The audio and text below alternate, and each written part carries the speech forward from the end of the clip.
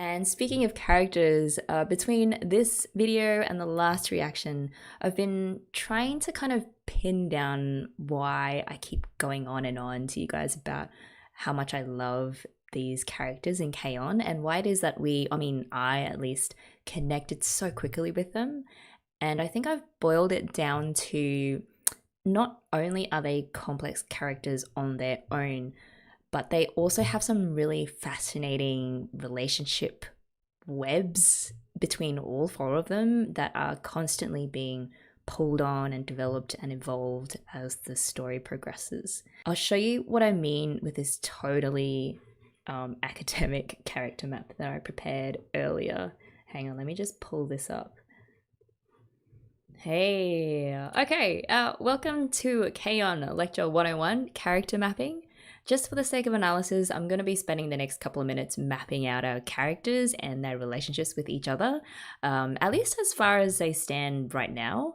Please feel free to skip this part and jump straight to the reaction using the timestamps down below, but if you kind of want to get into a bit of K-On! Meta-analysis, stick around, and I am curious to see if you guys agree or not and if you have any thoughts as I go on.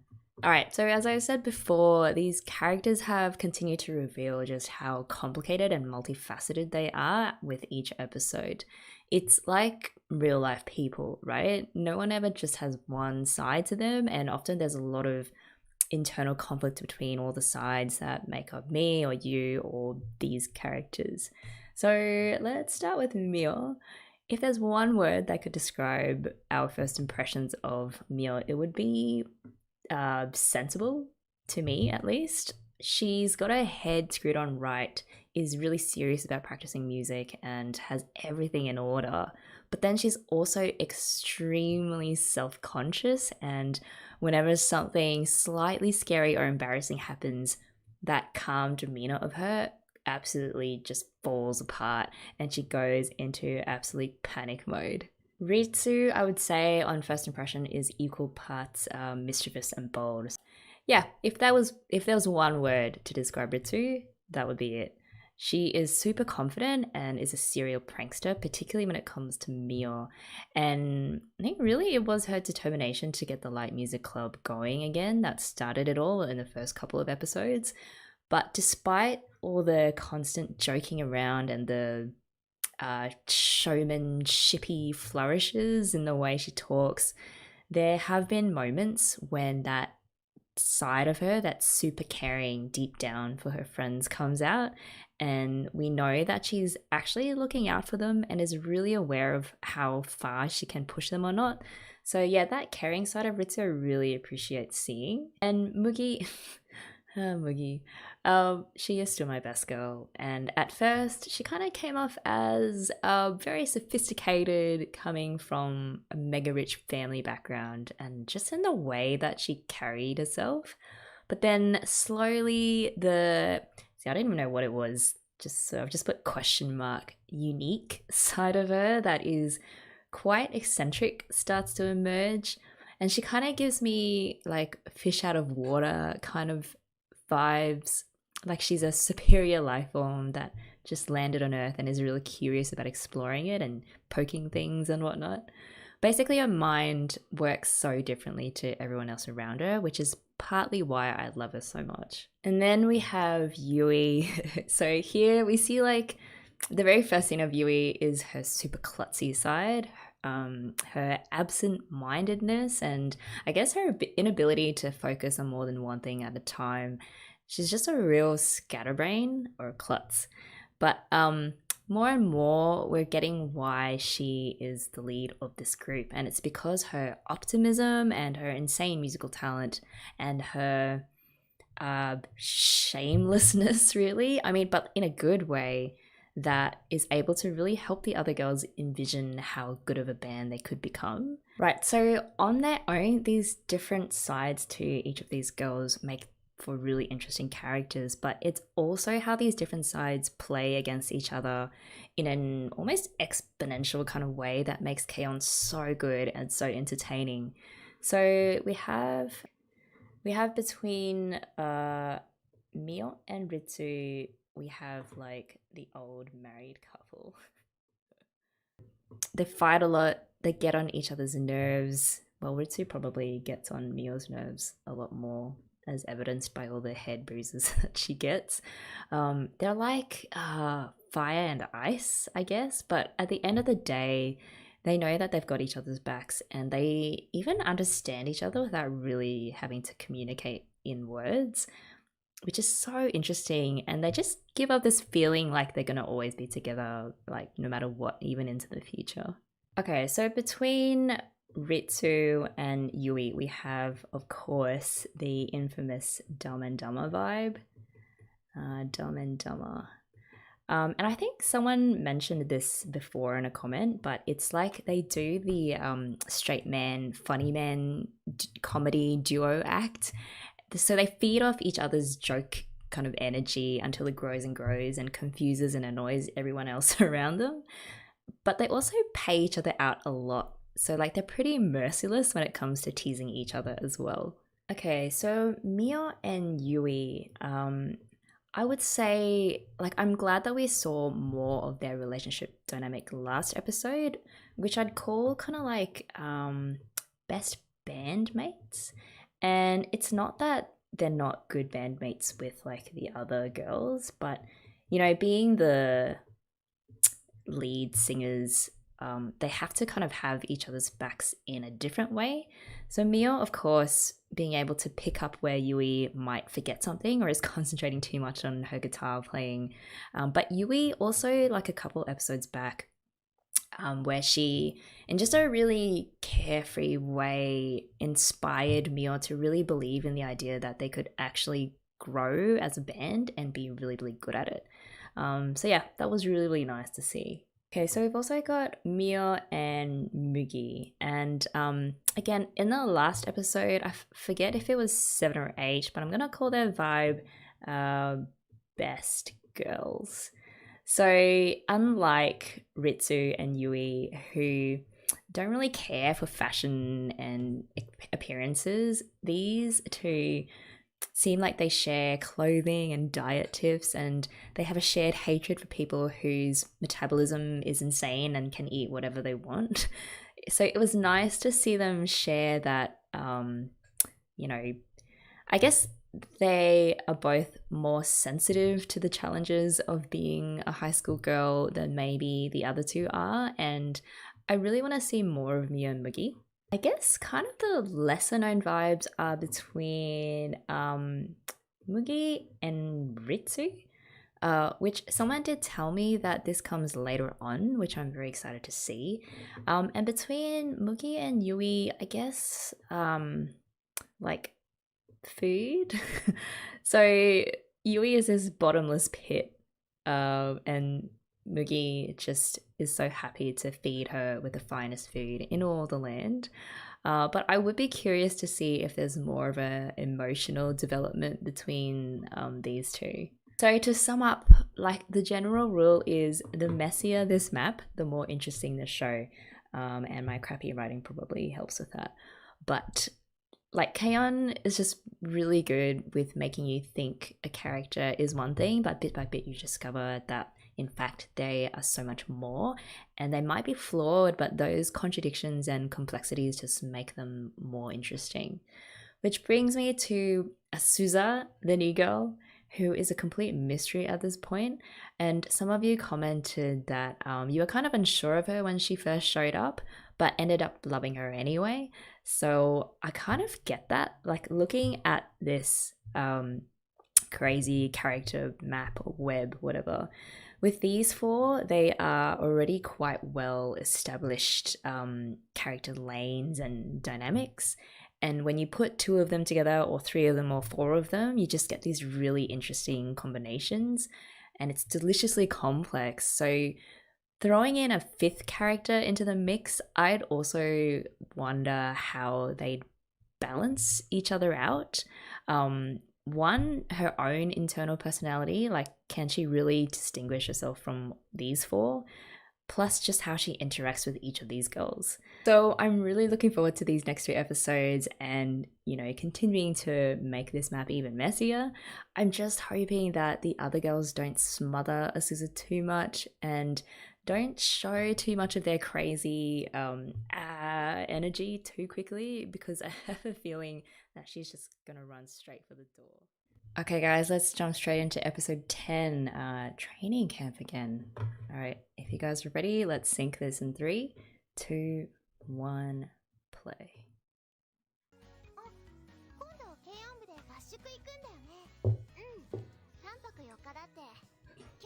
Wow, that's intense.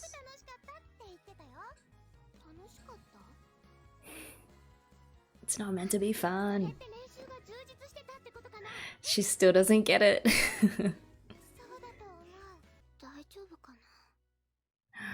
Oh, I love that they added the additional 5th icon on that opening shot. I'm really enjoying Azuz's addition to the band. I think it's going to be a tough couple of beginning episodes for her, as she kind of slowly realizes that this band is wild and will not be tamed. But that just makes her different personality kind of like a balancing force.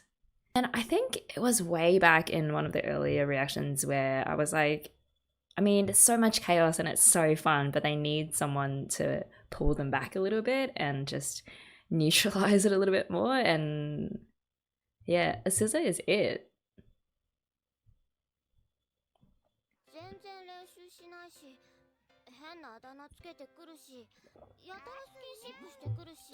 That's what I said. Yeah, that's a different interpretation.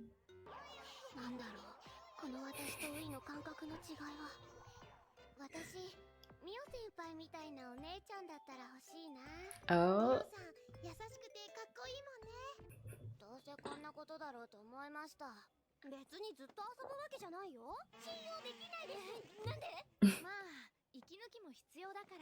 Wow, this is so different from the Mio that went to the first training camp.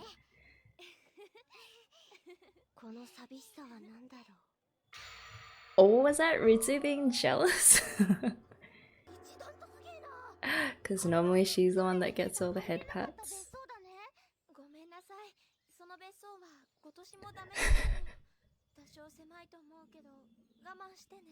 I love the game.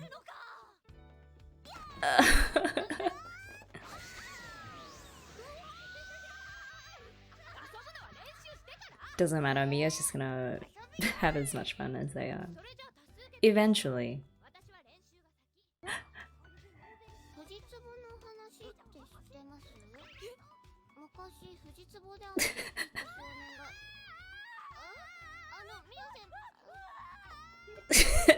Image of Mio as cool, calm and collected shattered.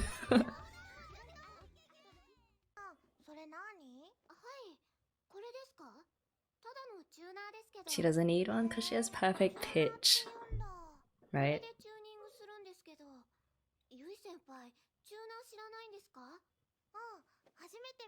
Yeah, I know people like that who just don't need any of this stuff. They have music in their soul, and so they don't really need, you know, technical terms and tuners and all that.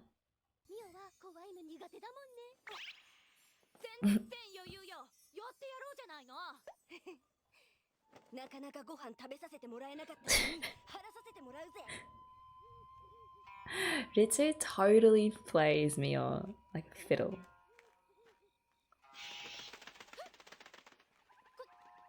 Are they holding hands? That's cute. I mean, take that back.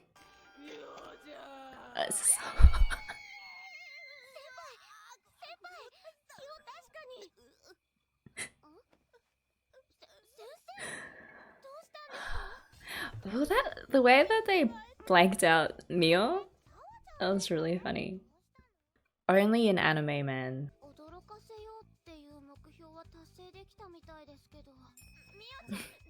Why is she walking in the dark woods though? It's so weird. It's so funny because Asuza is like going through the journey that we all did watching this show, like thinking, oh, there's characters like this, but actually they're like that as well.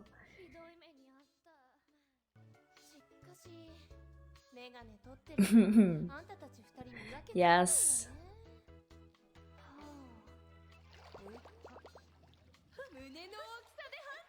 No! Okay, thank God.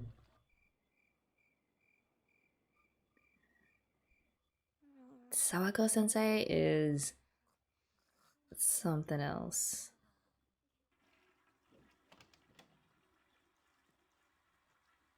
Oh, she looks really cool with her hair down.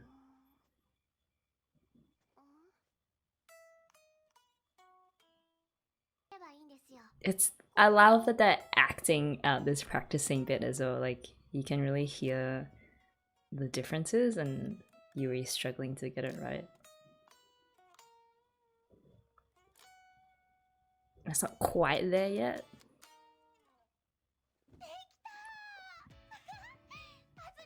Oh, that was a really nice moment. Just a nice quiet bonding moment between our guitarists. And now Yuri's just going too far with the physical contact.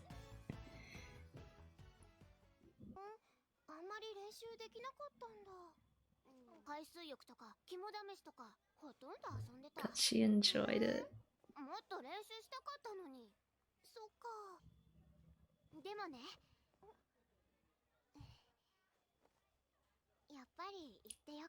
Oh, they got her. They've got her heart.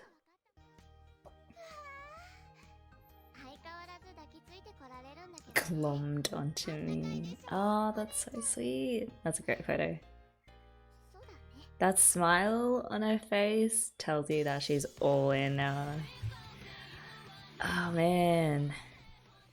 Okay, so after 2 episodes of Asuza and Asuza getting to know the girls, I'm really getting a sense that she has found sort of a niche spot that the band really needed. Someone to kind of pull them back a bit when they go too far off the deep end, and you know, they need to really get serious if they're going to get any better, and she's kind of that trigger, I guess, to get them to take it seriously when they need to. But then at the same time, all 4 of them have just really grown on her, and despite, like, again, I think I already said it before, but so Scissor really was getting like the 101 on each of their characters and how multifaceted they are, and they're just not what you expect them to be.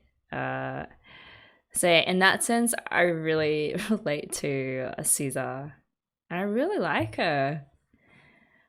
Oh man, so good. So after this, we have 2 more episodes to go, and that'll be the end of season 1. But season 2, I think, is twice as long, so we've still got quite a bit more K-On! To go. Okay. Well, basically, all in all, yes to Asuza. I don't have to say it, but I'm really looking forward to the last 2 episodes of season 1. I just know that they're going to pull out another show-stopping song for us, as they always do when they want to, I guess, tug on our heartstrings a bit. So I really hope to see you guys for the next reaction, and I hope that you have a really good rest of the week. Until next time, take care.